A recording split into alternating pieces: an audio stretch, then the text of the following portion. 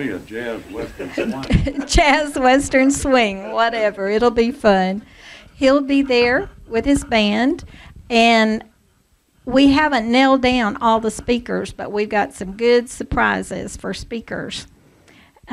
We've also got tickets to sell, and what we want to do, before any of you leave, see the lady at the back with a red blouse on and get a bundle of tickets, 10 tickets, and be responsible to sell those 10 tickets. And when you sell those, we'll give you some more.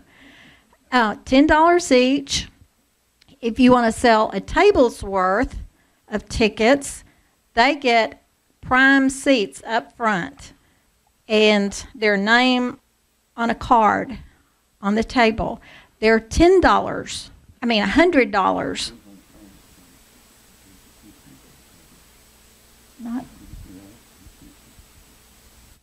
I'll let him say his part because that's not what I'm thinking. But anyway, we've got also a dessert auction. That raised a lot of money last time. People have donated cakes and pies, and we've got some fantastic cooks. I'm one of them. Plus, I've got my own cookbook, and I auctioned off with my cake my cookbook, so that was fun. Sarah, can you think of anything else I need to say? Please be thinking, and please, before you leave, pick up your tickets. Okay, thank you very much. Yeah, it wasn't fair. Her cake and cookbook brought more than my cake did. Hurt my feelings. But I have a feeling it's probably a lot better cake anyway. We also are going to have a shotgun that will be raffling. We won't be raffling because the party can't raffle it. The ladies' club will be raffling it. But as the party itself cannot legally raffle a shotgun. We didn't know that last year, and I violated the law, so I hope none of these constables here haul me in for it. But nevertheless, the Democratic chairman was kind enough to point that out to me last year after it happened, so figured I better not do it again this year. But Ladies Club, they can auction one off, and so we're going to have a raffle. And I'll say this, we couldn't be putting on this fundraiser if it wasn't for the Ladies GOP, I assure you, it wouldn't happen. But we're also going to have candidates there. We're going to have state rep candidates. I don't think we're going to have any congressional candidates there this year speaking. I'm not even sure if Ralph is going to be able to make it this year because since he's got to be a chairman up there, they working Ralph a little harder than they were before. And but we are going to have a lot of the candidates there speaking, and it's really a good deal. You get a chance to meet them and spend some time with them and bend their ear and let them bend your ear, and don't be afraid to ask them questions. And then when they get elected, make sure that they do what they said they were going to do. We're very fortunate tonight. We've got with us several other candidates. I'm going to go ahead and call Bob Hall up here. Bob, if you will, come up and say just a quick word. Bob is running for state senator. Current senator Bob Dewell, and he's going to be, I think right now, they're the only two candidates. Now, Lord only knows they're going to open up the primary sign up again, so we'll probably have 15 before it's over with. But right now, we just got 2. Thank you, Donnie. I didn't expect the opportunity to be able to speak. Also, I'll make it real quick. My name is Bob Hall, and I am the right Bob for Senate District 2. I am a true constitutional conservative who actually believes in all the principles of conservatism. Limited government, physical responsibility, personal responsibility, and rule of law, and the free markets. Now, I am not a politician, so I won't be real smooth and slick with this, because I'm just a retired businessman who got involved with the Tea Party about 3 years ago And as I saw what was happening in Washington and in Austin, my heart became very burdened with what I saw. I realized that the legacy that we're leaving our children and grandchildren is not what our parents left us.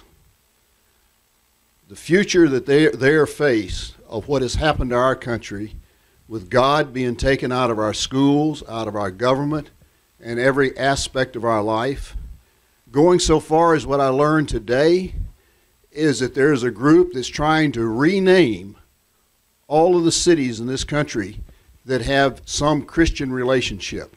Las Cruces, San Bernardino, San Francisco, etc. They want to change their names because they sound too Christian. You know, we look back in where we are and how we have been blessed. We've been blessed, and we had forefathers that founded this country based on Judeo-Christian values. And those that came after them left every generation a better America than what they had inherited. And look at where we are today. Now, I'm not politically correct. Now, I may say some things that upset people, but I speak from my heart because I'm in this because of our children and our grandchildren and what I see. If you think back, our parents and grandparents, they come from what was called the greatest generation, and rightfully so. I think they earned it. They were people who lived through the Depression, and near the end of it, or before they got out of it, they took up arms to serve their country, to go do battle with the two biggest armies in the world. And they had weapons that were left over from World War I. They didn't know where they were going or what they were going to do, and the oceans they had to cross were a whole lot wider than what they are today. But they did it, they fought, they bled, and many of them died. But those that came home quietly put away their weapons, their ships, their tanks, their planes. They picked up their plows, their shovels, picks and hammers, typewriters, aprons, or whatever, and they proceeded to build the greatest nation this country has ever known, the world has ever known. They left us a legacy that was unlimited. They didn't leave us a tremendous debt like what we're leaving. And I look at what we're doing, and I said, you know, something has got to be done. So rather than retire, like I said, I'm just a businessman who was planning to retire. But I saw what was happening in Austin. In the last 10 years, our state government has grown, our state population has increased about 139%. Our state government and its spending has increased over 300%. Folks, it is time that we turn the curve around. We cannot leave all this debt. We cannot continue spending at the government level because it takes the money out of the private sector. And when you take it out of the private sector, it takes away from jobs and the opportunities to grow. We're facing a severe budget crisis in 2013, primarily because of the way the budget was balanced or not balanced in this past session. It was done with smoke and mirrors and accounting gimmicks. I won't go into the details right now because I don't have time, but we're going to have to balance our budget by cutting spending, not by raising taxes.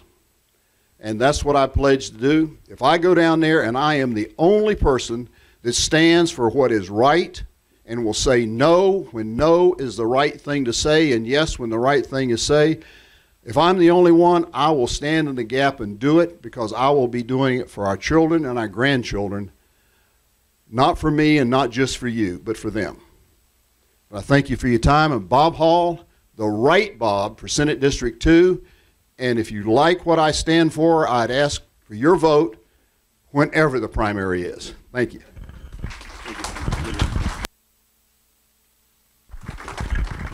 Okay, Bob, thank you. I wanted to say something else before I get another candidate up here.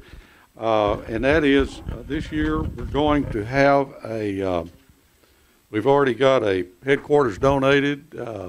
Larry Milligan's donated the headquarters to us for, it's at 206 West Shannon. It's right next door to Irwin Kane's office. Anyhow, that's going to be our headquarters. David Blair is going to see about coordinating the operation of it, and we're probably going to be opening it up. Probably it'll start opening probably in March or April, somewhere in there. But we're going to be signing up people that have just a little time. We don't expect you to go there and sit all day. Have a little time to volunteer, and then we're going to have a executive meeting here before too long and decide how many hours we're going to keep it open. But be thinking about it. If you've got any time on a weekend or any time that you could do it, David over there, David, stand up so that they know who you are. He's the man you need to see before you leave here. Talk to him or sign up back at the back or whatever, and let us know if you've got any time, because, folks, we need some volunteers, because this is all a volunteer deal. Okay, let's see. We've still got, I don't know what happened to my agenda that I had all of everything on. You'd think that I would know all of this by now, but I have these senior moments or Rick Perry brain freeze or something or another. But anyhow, I'll wing it. Let's see. We got Eddie Northcutt, 8th Judicial District. Eddie, come up here. And then we've got Will Ramsey.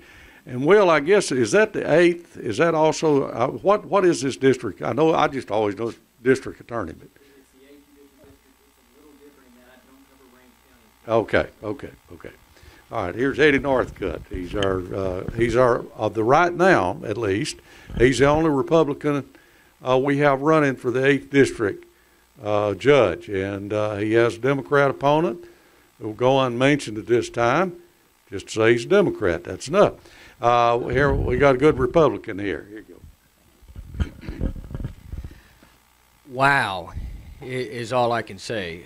It was actually, this one will be the 6th President's Day forum that we have. The first one we had was in 2006. I attended that one, and there was about half as many people for the whole county at the Civic Center. We only rented one small part of it than are in this room. Like you said, the 4th. I was thinking we had them every year, every other year. Okay, but there you go. Last Saturday was the 29th anniversary of the first time I ever set foot in Saltillo High School, at Saltillo.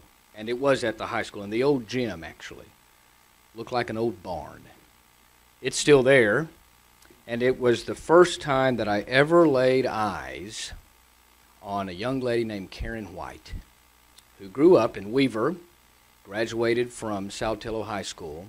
I was a freshman at East Texas State University. She was a senior. We're just 6 weeks apart in age, but my birthday was in August, hers is in September, so we were a grade apart.